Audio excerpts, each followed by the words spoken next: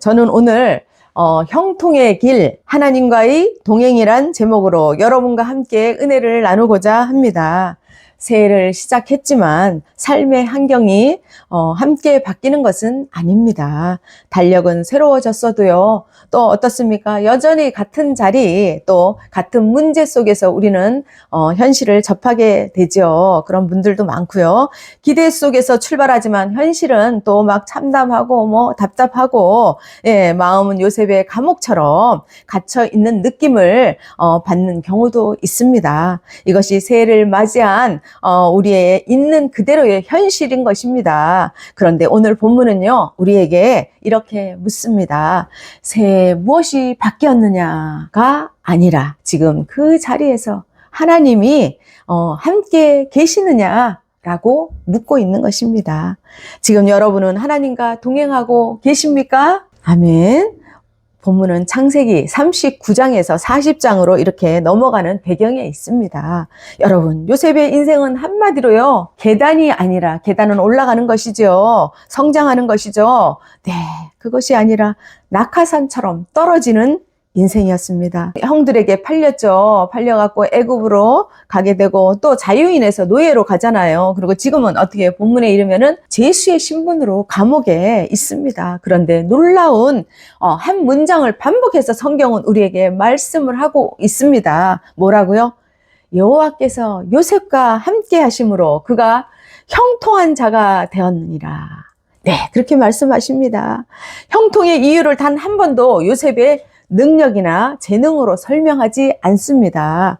여호와께서 함께 하심으로, 이것이 핵심입니다. 이것이 전부인 것입니다. 요셉은 보디발의 집에 노예로 들어가게 되죠. 그런데 시간이 지나자 보디발이 눈치채기 시작합니다. 무엇을요? 여러분, 시간이 지나면은 그 사람을 알게 되잖아요. 그 사람의 특징이라든 장단점, 그 사람의 하는 행동, 이렇게 습관적인 그런 거 있잖아요. 언행들을 다 이렇게 알게 됩니다. 그래서 사람을 겪어봐야 한다고 하지 않습니까? 요셉이 맡은 일마다 이상하리만큼 너무 잘 되는 것입니다. 관리하는 물건은요, 엉망진창이었던 물건들이 다 정리가 됩니다. 또 사람들 사이에 막 다툼이 심했는데 그 다툼도 어떻게 해요? 줄어듭니다. 또 집안의 질서와 균형이 잡히게 되지요. 성경은 이렇게 기록하고 있습니다. 요셉이 그의 주인에게 은혜를 입어 섬김에 그가 요셉으로 가정 총무를 삼고 자기의 소유를 그의 손에 위임하니라 라고 말씀하십니다. 보디발은요, 결국 모든 것을 요셉에게 맡깁니다. 그래서 성경은 아주 솔직하게 덧붙입니다. 뭐라고요?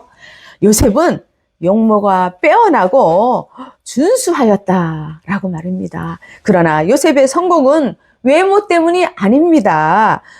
보디발이 인정한 것은요, 요셉의 인생 전체에서 흘러나오는 하나님과의 동행이었습니다. 더 중요한 말씀이 이어집니다.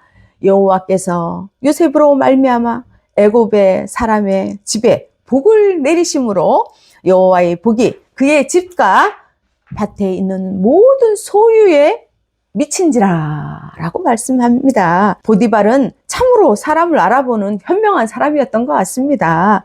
네, 집안의 모든 행정과 뭐예요? 관리. 내 채무를 요셉에게 맡겨 처리하게 하죠. 한 집 전체가 복을 받습니다. 우리와 우리의 자녀, 그런 성교적 삶을 살면 얼마나 행복할까요? 자, 우리와 우리의 자녀, 또 우리의 이웃이, 우리의 친척이, 우리 모두가 된 삶, 형통한 삶을 살기를 축복합니다. 아멘. 이것이 언약의 사람의 삶입니다. 아브라함에게 주셨던 약속 있죠?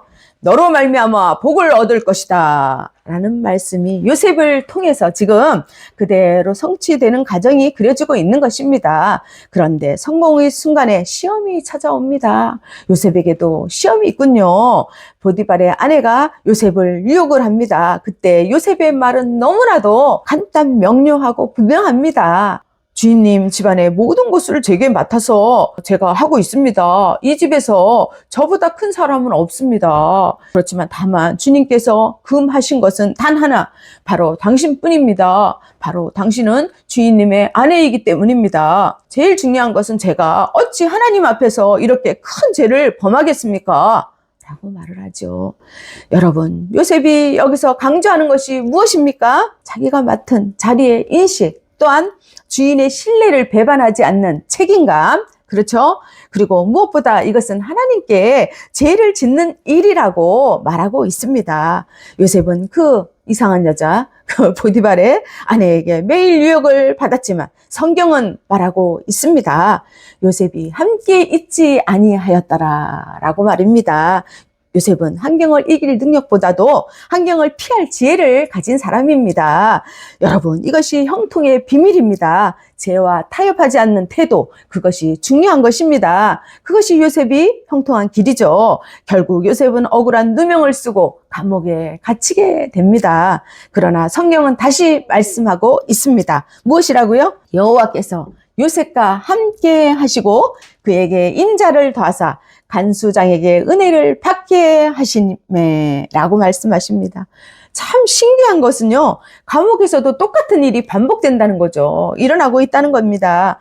그러나 뭐예요? 참 하나님께서 어떻게 했다는 걸 우리가 알 수가 있죠? 동행해. 네, 동행하셨다는 걸, 그 어려운 것을 그렇게 척척 말을 하시고, 네, 함께 하셨다는 걸 알 수가 있습니다. 요셉이 맡은 일마다 잘 됩니다. 간수장은 어떻게 해요? 모든 것을 요셉에게 맡깁니다. 요셉이 있는 감옥에 누가 들어왔냐면 바로의 술 맡은 간원장과 떡 굽는 간원장이 들어왔습니다. 그들은 둘 다 왕의 측근이었죠. 그리고 둘 다 아침에 제수가 되었다는 것입니다. 어느 날 아침 요셉이 그들을 봅니다. 성경은 아주 섬세하게 기록하고 있습니다. 요셉이 아침에 들어가 보니까 그들의 근심에 빛이 있는지라 라고 말씀하십니다.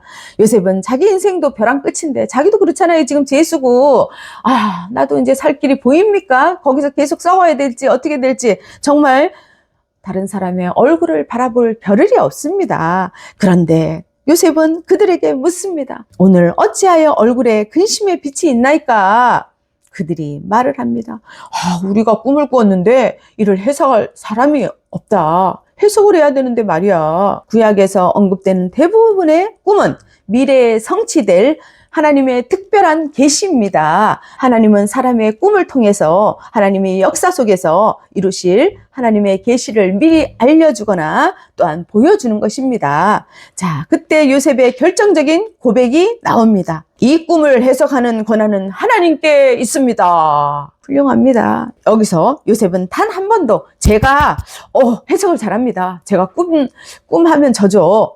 이렇게 말하지를 않습니다. 성경을 보시고 내가 잘해서 내가 잘하는 거 이겁니다. 내 전문이에요. 이런 말이 있으면 찾아서 꼭 저에게 연락을 주시기 바랍니다. 여러분, 이것이 요셉의 형통의 핵심입니다.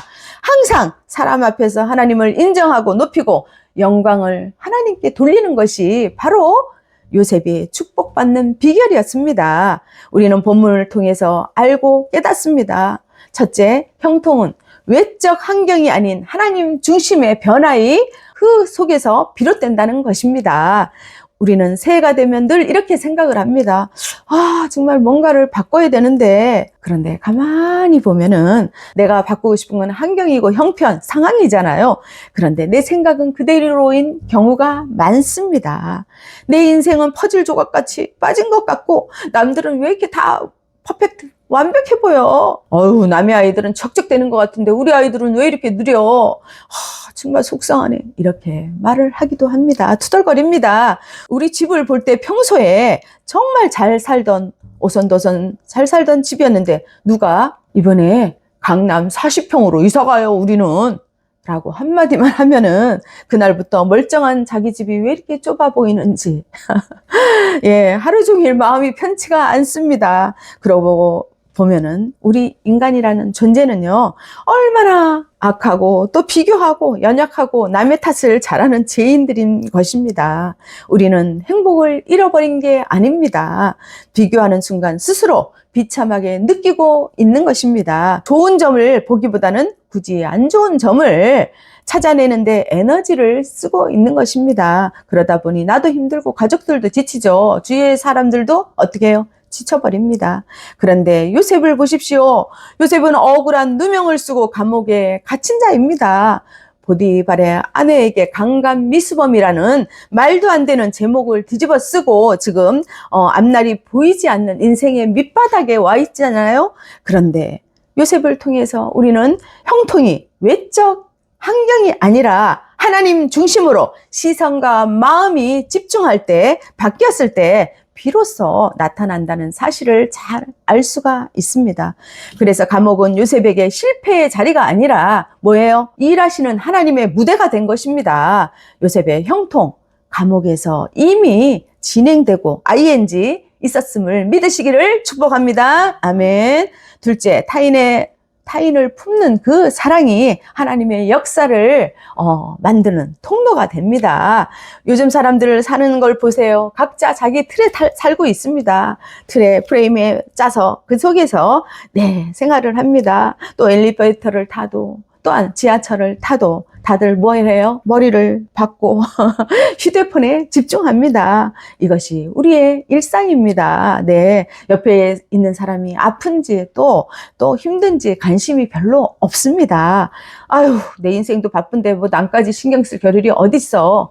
교회에 다니는 우리 성도들도 일반입니다. 정말 더 사랑을 베풀어야 되고 더 관심을 가져야 되는데 그냥 아유, 내가 귀찮은데 뭐, 내 생활이 바쁜데 뭐, 이러면서 소홀할 때가 많습니다. 이 말이 너무 자연스럽게 들리는 시대이죠. 만약 이 사람을 감옥에 두었다면 어떻게 말했을까요? 아유, 내가 지금 억울해 죽겠는데 누가 남을 신경 쓸 겨를이 있어. 아유, 내가 왜 저 사람들을 챙겨야 돼? 아마 그랬을 겁니다. 그런데 요셉은 달랐습니다. 요셉도 억울했습니다. 요셉도 상처가 있었습니다. 컸습니다. 그런데 자기 인생만 생각하는 그런 사람이 아니었습니다. 자기 인생만 들여다보는 매몰된 그런 인생이 아니었습니다. 그냥 스쳐 지나갈 수도 있지만 요셉은 멈춰 섰습니다.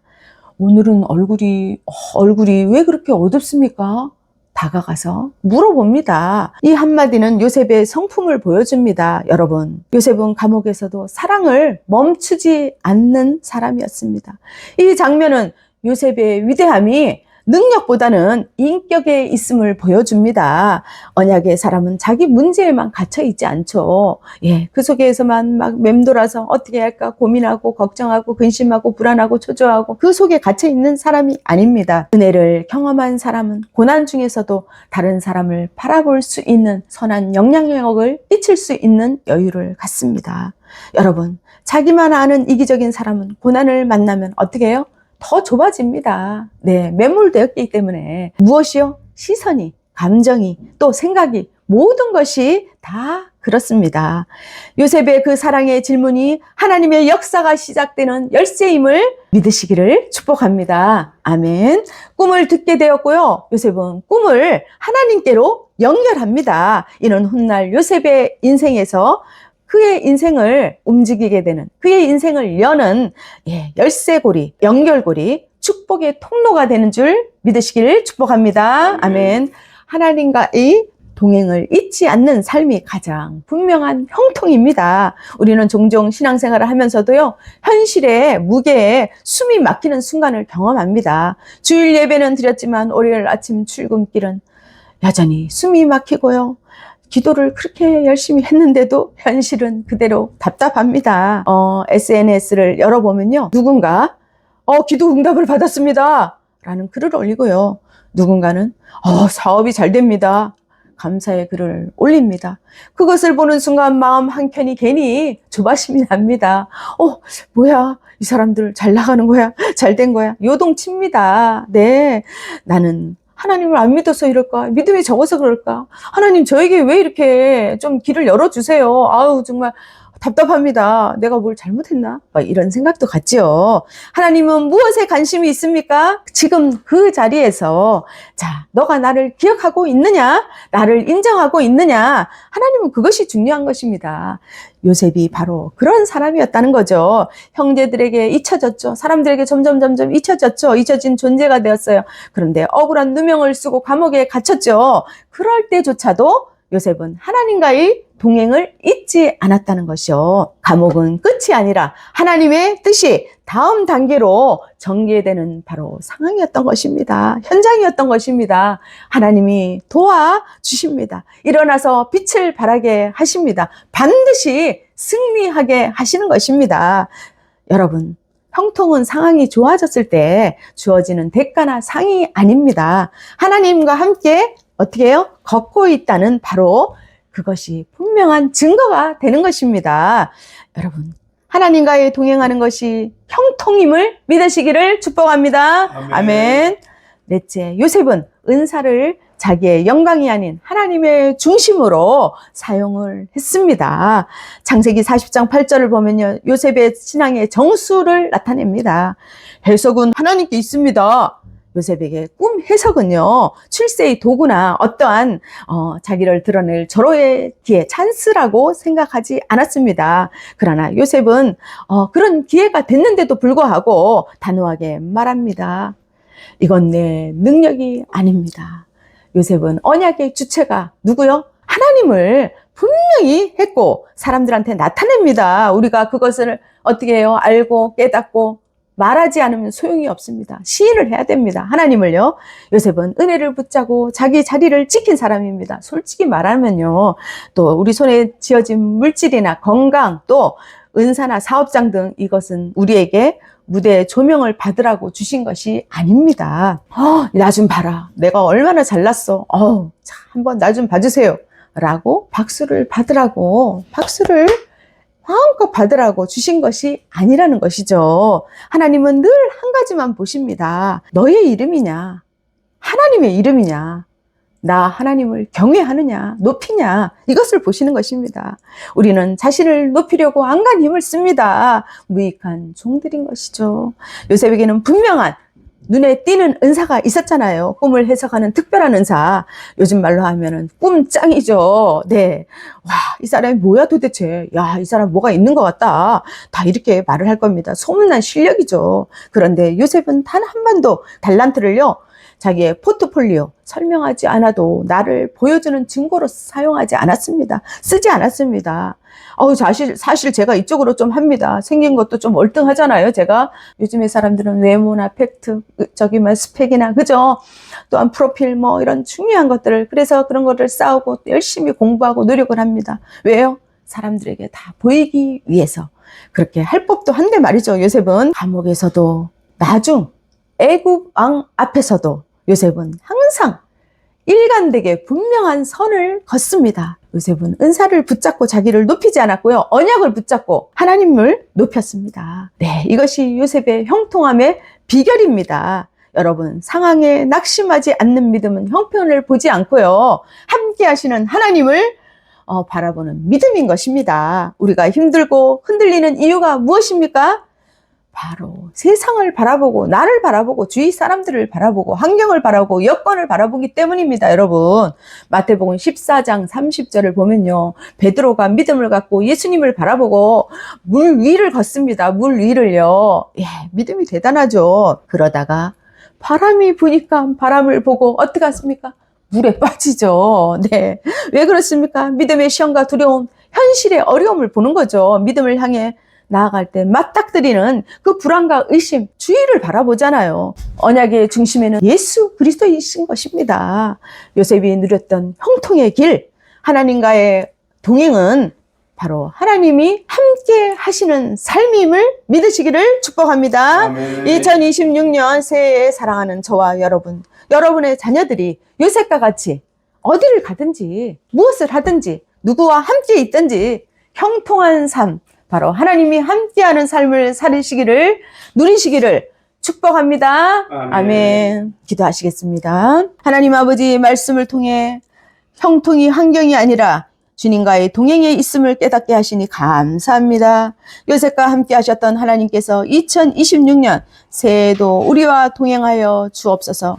형편이 어려울 때나 평안할 때나 또한 주님을 앞세우고 믿음으로 살게 하시고, 우리가 어떠한 것을 준비하고 계획할 때도 하나님이 우리와 함께하는 삶을 하나님 드러내는 통로가 되게 도와주시옵소서.